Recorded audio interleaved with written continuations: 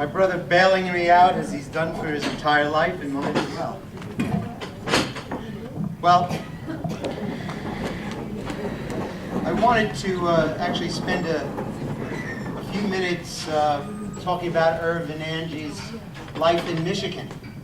Of course, you all knew her and loved them both as they spent their entire lives. 93 out of 96 for Irving and 83 out of 86 for Angie in New York City.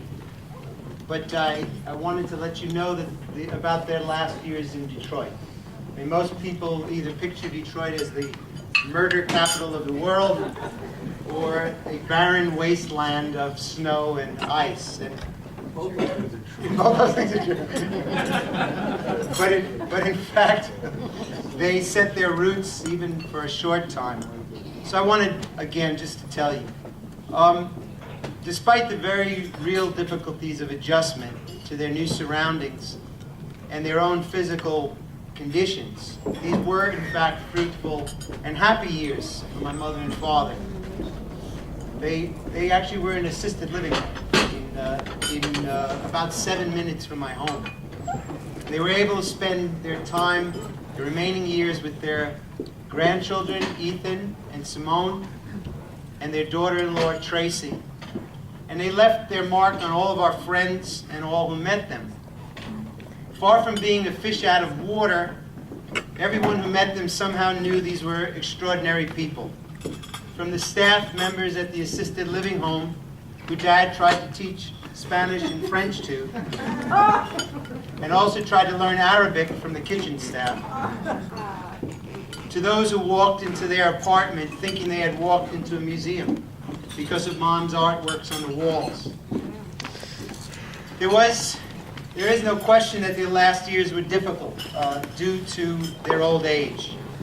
This took a particular toll on Mom, who doggedly tried to continue to paint in her finest lines despite the crippling ailment of arthritis. But you could not tell her to try a different medium. You could not tell her to try clay instead, or perhaps try abstract instead of such fine lines. She doggedly worked at this, and in many times would fear that her work was not up to par. Of course, she was quite the perfectionist, as Mr. Miller has said. She also retained to the end her sense of humor, including laughing at her frailties.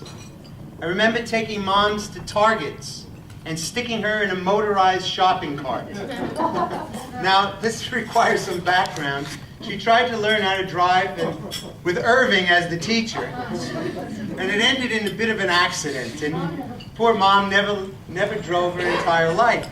So putting her in one of these shopping carts was like giving her an enormous sense of empowerment. And I would leave her there sometimes, and you could always know where my mother went because of the knockdown bras and undergarments and the 2 employees from Target who were assigned to trail her anywhere that she went. Mom finally succumbed to a severely weakened heart, and in her last days she was in a state of semi-consciousness. My brother rushed in flying from New York, and I would sit and talk with her, not sure whether she could hear me. I thought of reading a short story to her from a collection she gave me, which included the French author Balzac, who she admired. The story was called The Unknown Masterpiece, and it's about an artist, you may know this sensitivity very well, who is driven to insanity by the pursuit of trying to reproduce on canvas the truth of nature and beauty outside of the canvas. In one section, one of the artists issues a scathing criticism of another artist whose portrait of a woman he's viewing. And he refers to this portrait of a woman, he says, "Your good woman is not badly done, but she's not alive. You artists fancy that when a figure is correctly drawn and everything is in its place according to the rules of anatomy, there is nothing more to be done. You make up the fresh tints beforehand on your palettes according to your formulae and fill in the outlines with due care that one side of the face shall be darker than the other. And because you look from time to time at a naked woman who stands on the platform before you, you fondly imagine that you have copied nature. Think yourselves to be painters. Believe that you have wrested his secret from God. You may know your syntax thoroughly and make no blunders in your grammar, but it takes that and something more to make a great poet.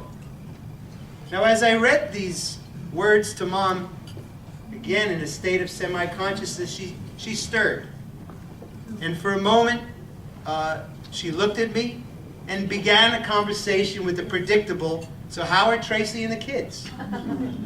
It was as if Balzac's words, the language of an artist, which no doubt was the result of countless conversations the author had held in Parisian cafes, talking about the pain, the work, the hard work of being an artist, somehow reached deeply into her brain and stimulated the brain synapses.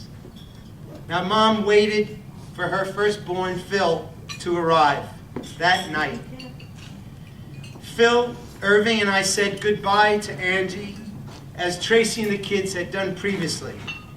The next day, Irving insisted that he see his wife before her body was taken away. He kissed her on the forehead and said, "What a beautiful soul." Now, Angie died at the age of 86 on October 2nd, 2 days before the 58th anniversary of their marriage on August 4th, 1952. In the hours and days that followed, we heard from family friends on how she had affected their lives, from Jewish cousins used to kosher cooking, who were introduced to the forbidden world of Goyim cooking through my mother's lasagna. Another who spoke, diligently spoke out, she carved flowers from radishes. We'd be glad, of course, to continue to have your remarks. In the days and the short weeks after her death, one could see that Dad himself was reconciling to his own death. He had never tired of life, but now with the loss, as he said, of a good friend and a good partner, he began to let go. They no doubt had a volatile relationship, never hiding their disagreements.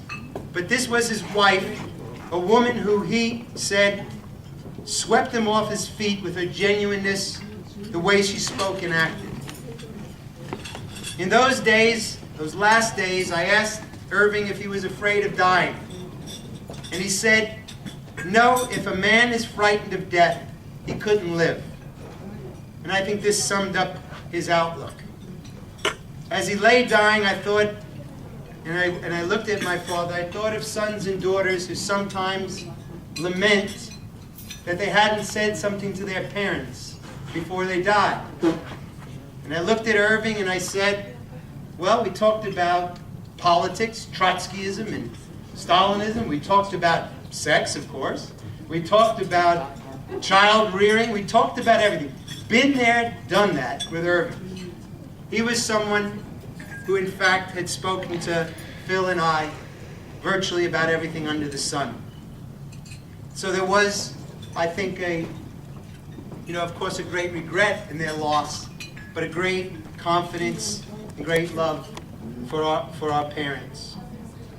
Now, what accounted for their personalities? If you indulge me just a little further, I'd like to try to give you a picture from where my parents came from and how their life experiences shaped them into the people they were. Now, I understand if you quote yourself, it's not plagiarism. So, if you don't mind, you're allowed to eat as I speak. You can have this as a background. But I wanted, if I could, just to read some notes or some remarks that I made 11 years ago at their birthday, to tell you a bit about my parents.